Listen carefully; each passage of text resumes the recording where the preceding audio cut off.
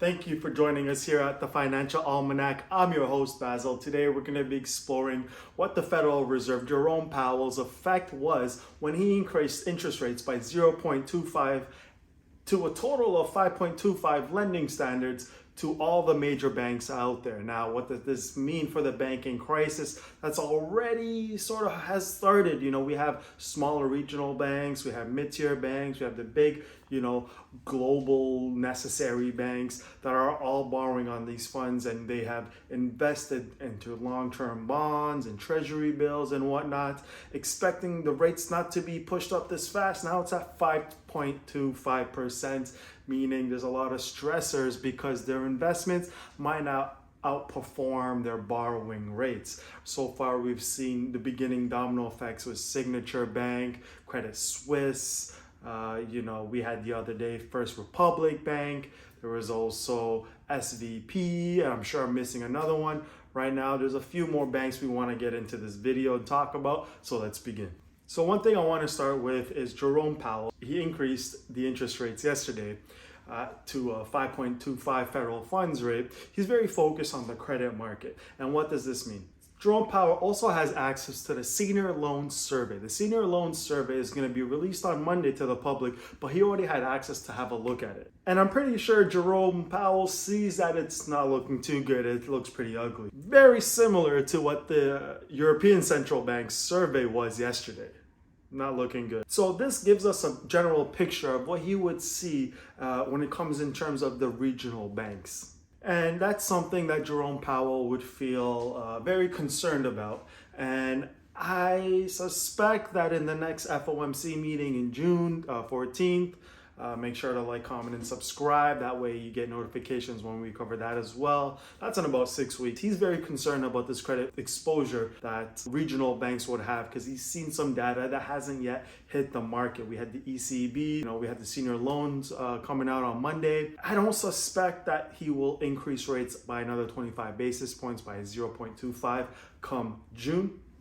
I'm sure there's some board members that might feel differently. We've covered that in the last video, but it might not happen. The employment rate right now is the number of available jobs have decreased.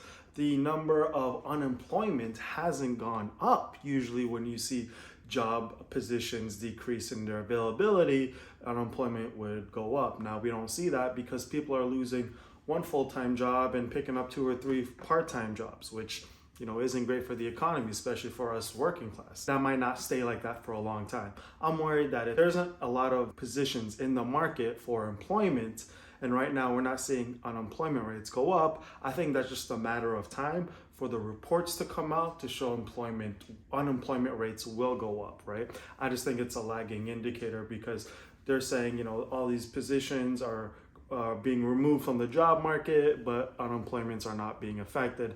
I just think it's a lagging indicator. I think unemployment will go up. We've seen, last 2 weeks, a whole bunch of different companies terminate thousands of people. AI is around the corner, and places like IBM and I'm sure other fintech and other institutions as well outside of the banking sector and technology sector will incorporate AI just to relieve some stress. Bottom line, costs will be a lot easier after the initial startup. So there's that whole, other factor that we're going to be talking about in other videos in the future. But going back to the banking crisis, Jerome Powell from yesterday's FOMC meeting believes that the banks are sound and resilient. I'm sure he's putting up a strong front, because their credibility is on the line. But we've heard all the stories since Silicon Valley Bank that the banking system is fine, it's okay, everything's as expected. And then, another bank, let's say First Republic, on Monday declared bankruptcy. Guess who had to bail them out? The FDIC, who is supposed to cover all of the federal deposit insurance corporations, these banks all around the United States. And then this one company, First Republic Bank, goes bankrupt. All their assets and liabilities gets, arranged and managed by, the FDIC. JP Morgan comes, takes all the assets. FDIC holds onto all their liabilities, equating to billions and billions of dollars, which basically takes down 1/10 of the entire balance sheet of the FDIC, meaning there can only be 9 more, First Republic banks that collapse before the FDIC goes broke. And guess what? Federal Chair Jerome Powell just said yesterday that there was about 4,000 roughly of banks in the US that are recognized by them. What's gonna happen? Make sure. This is insane. On top of that, now we have Pac West, who's down like 25% after falling like 50%. That's around the corner. That's another domino about to be hit. And then we have Western Alliance, another company, another bank that's probably around the corner alongside Pac West that's about to keel over. The KBW index for, regional banks has been it's just been nailed down. It just keeps going. We're getting worse and worse and worse. And they think it's okay. They think everything is going as planned.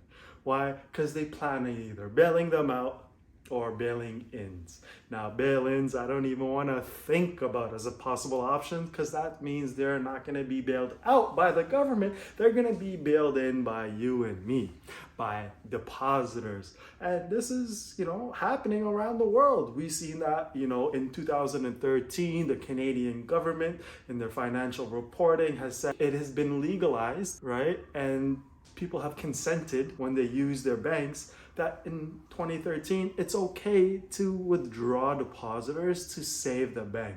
Now, Canada has 5 major banks, and so if one of them collapses, it's sort of an emergency. Guess what? That's like 20% roughly, right? Obviously, it's not 20%, but it's very close to that, and it's legal to have bail-ins. Anyways, when it comes to this regional bank crisis, it's not over by a long shot. I really think this is just the tip of the iceberg, where you see 10% of the iceberg floating above water, then you have 90% of the body of the iceberg down below on the surface. And we just got started. We had, all these banks in the last couple months basically go through all these crises, and they're saying, oh, everything's contained. Maybe they are contained, but we just came down from like a 30% correction from the top of the market, and I believe we're just going through a complacency phase right now. Come around, I believe, around the corner in summertime, we're gonna reach, we're gonna start breaking down into a bearish recession.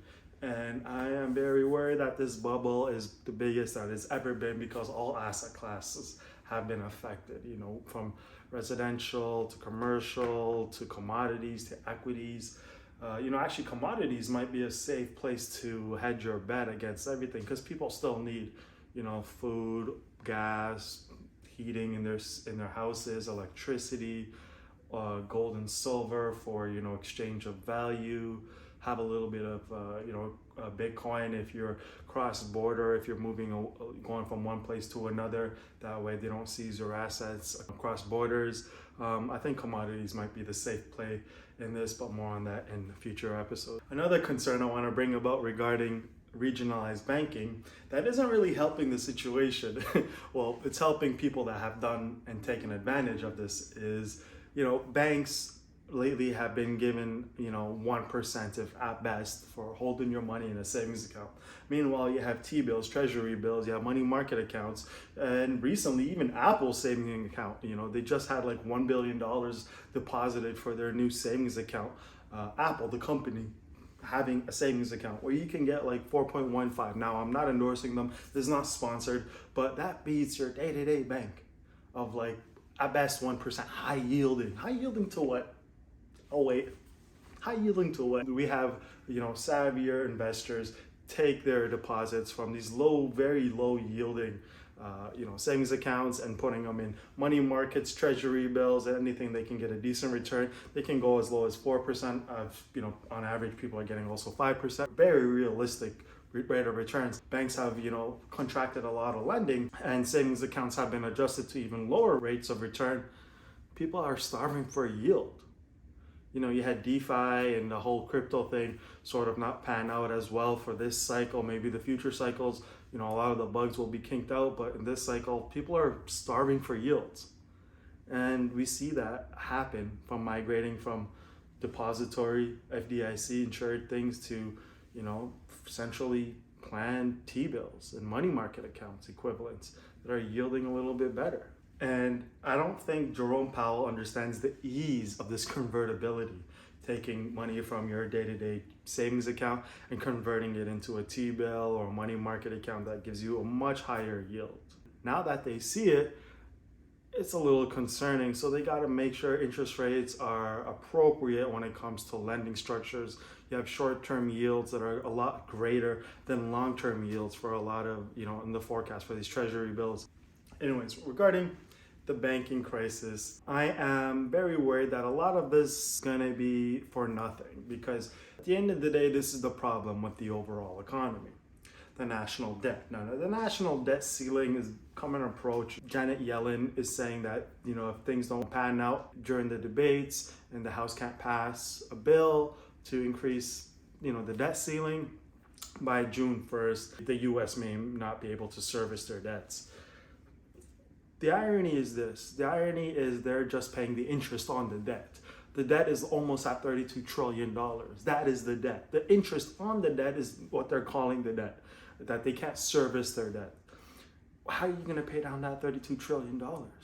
That still needs to be taken care of, not the interest on the payments. The payments you still have to make. There is such a huge bubble burst. And I'm thinking that a lot of this stuff is basically buying people in the know, and those circles that these guys are around are buying time to basically get their funds and find a way to get it out of the system, and then let chattel property, let people, let the masses hold the bag. Because essentially it's all like this. The board of governors for the Federal Reserve is a board of investors. They're the stockholders, right?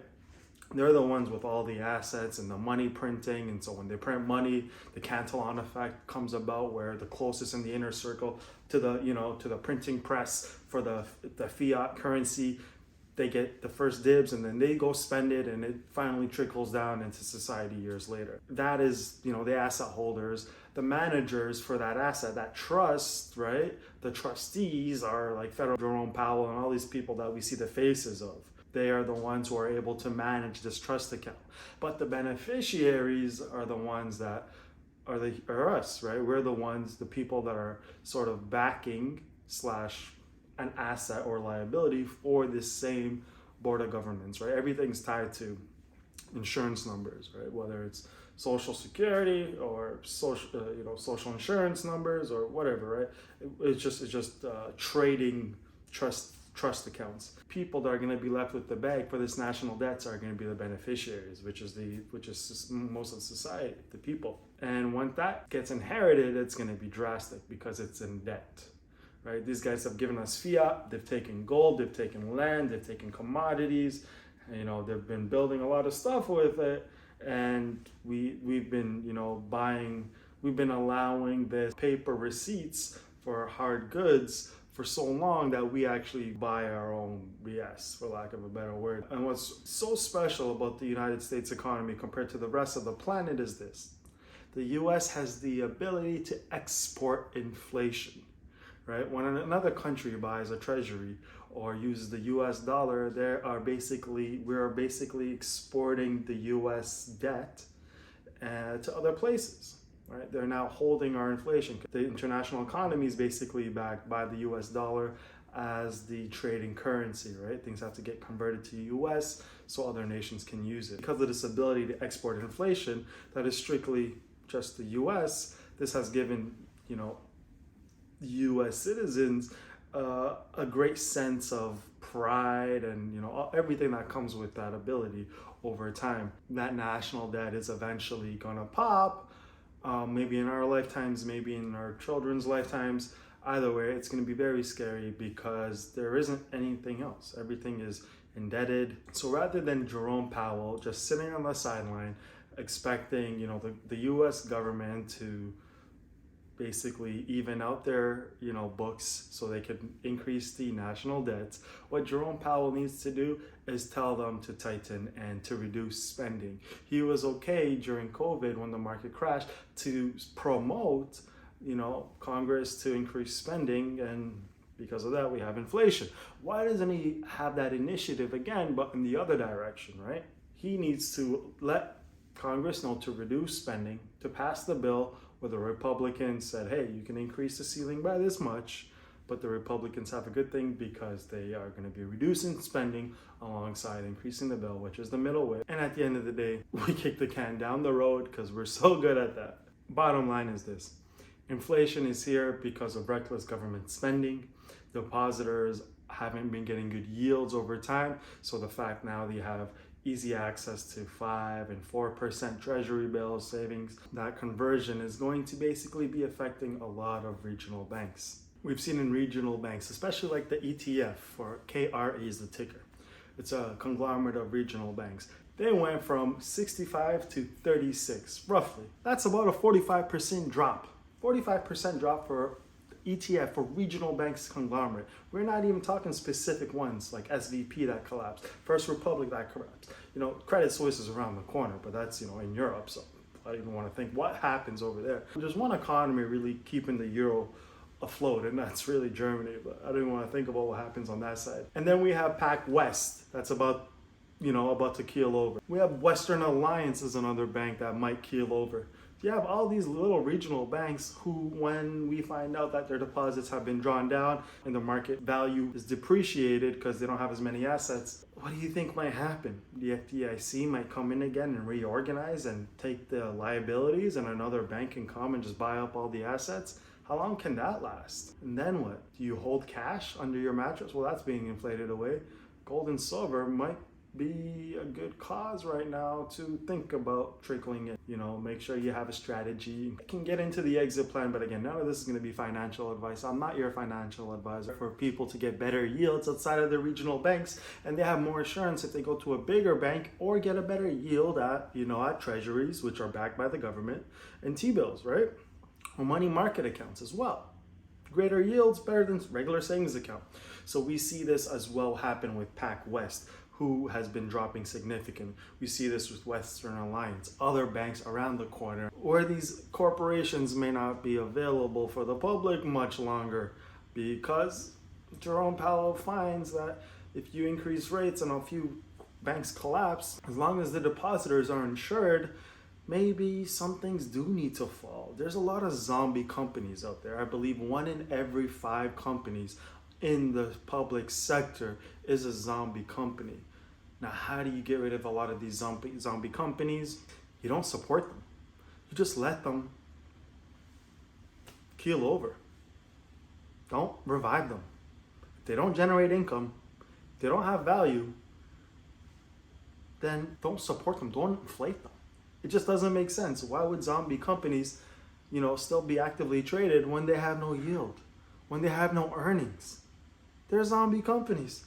It's such a house of cards that are about to fall down. Mismanagement should be treated as a reasonable way for a company to collapse because of mismanagement. It should not be bailed out like other companies as well, because you're not going to get bailed out. I'd like to quote former Dallas Fed chairman Robert Kaplan when he said, "We are only in the first innings of this banking crisis." And I also want to quote Charlie Munger. Charlie Munger has said that there's another shoe to fall in this regional banking crisis. So on Friday, I do expect Pac West to not only say that it's having financial problems, even though you can see it on the charts, but it's going to hit mainstream news. And who knows, maybe it's this weekend or maybe next weekend, there'll be more regional banks being bought up on Monday when we hear that they've been saved by the FDIC or they've been picked up by a bigger bank like Goldman Sachs or Bank of America, or you name it essentially. Let me know down below what you think is going to happen, whether it's this weekend or next weekend with the regional banking crisis. Ultimately, I believe we're in a financial and a banking crisis. I don't think a lot of people want to admit this, especially Jerome Powell or anything like that right now, but I do believe we're already in one, and I do think it's going to get a lot worse. So be very conservative. Try to be liquid, hold cash if you can to buy the dip, because when there's blood on the streets, that's when you buy the bargain. Remember, when you go shopping for clothes, you're not going to buy things at full price. You're waiting for that deal that 40% off, 50% off, 60% off at your favorite retailer. Same thing when you own these companies, right? In the stock market, when you buy their shares, you're a partial owner and you don't want to buy these great companies at full price or high prices like they are today. You want to wait for that correction. You want to have that cash and be able to buy it when when everyone's panicking that everything dropped by 50%. You want to come in and scoop up all those deals because you're an investor. You want to buy low, sell high. So make sure you have liquid cash. Make sure you invest in commodities in case things get a lot worse. Have a future plan, and from there, organize your assets. So we do know that Jerome Powell has expressed that he's interested, and he has been keeping an eye in the last couple months regarding small and medium banks and how they're constricting their lending standards. Meaning you need to be liquid, you need to be cashed, and a great place to put these are, like I was saying, treasury bills and money market funds with a better yield than your day-to-day savings account. And you want to take that opportunity to wait for the bottom of the recession, or at least when things are a lot cheaper, which will happen. Wait till maybe perhaps January or February or March, after people are selling, harvesting losses in December for tax purposes, and then the market goes back down quite a bit because of that. Everyone's selling to collect that tax harvest loss, and then the market picks up in the first quarter of 2024 again. When the market's around there, when it's really, really low, it might think about considering. But again, this isn't financial advice. I am not your financial advisor, even though I am a financial advisor. Do your own technical analysis. Look into the fundamental analysis of these companies that you want to invest in, whether short-term or long-term or mid-term. And also remember, sentiment does matter, so make sure you do understand a little bit of sentiment analysis. Ladies and gentlemen, this is the interest rate risk. Right behind that is a credit risk, especially for commercial real estate. Why, you may ask? Well, did you know 50% of commercial real estates are held by regional banks? What does this mean? It gets harder to borrow money because rates are now even higher. The contracts that have expired and are up for renewal by regional banks that hold commercial real estate are going to have to renegotiate that loan at a much higher price, and offices are empty. Who's paying that? What do you think is going to happen with all those contracts that are not going to be fulfilled or renewed? Yeah, and there's nothing to worry about in the regional banks. Thank you, Fed. But last time I remember you saying inflation was transitory, and it wasn't. So I'm going to also go against your philosophy that this recession is going to be mild as well, because it doesn't look like it. Charlie Munger, I don't think it's another shoe that's going to drop. I think Elon Musk was right when he made comments about that reference. I think it's going to be an anvil. I do hope that a lot of this risk is contained. But because there's a lot of zombie companies out there, there's a lot of excess fat in the system that's just weighing us down. There will be a period of withdrawal from this systemic drug addiction of printing money. I do see the economy, once it gets pretty bad in the recession, that quantitative easing, directly or indirectly, will print fiat again and push assets up again as a correction. So that would be an opportune time, because historically speaking, governments, when they have a choice between defaulting or printing money into oblivion, creating hyperinflation late down the line, they always choose the latter and they never choose the former. What we know for certain, 100%, is this: fiat currency will debase. The US annual deficit for GDP is at 7%, meaning every year the GDP, how much money a country makes, gross domestic product, against its debt, increases on average year by year. Our estimations today is 7%. But guess what? The accumulated debt to GDP that stands today, the total, that ratio is at this: 120% of our debt is to GDP, meaning we owe more money to debt than the country makes. That's not good. Historically, that's never been good for any country. It's just a ticking anvil drop.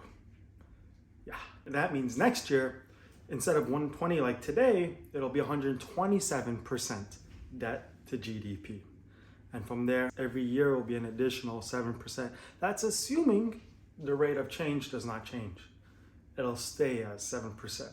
Historically, it goes parabolic. And the only way to get rid of this debt spiral is for central banks to print more currency.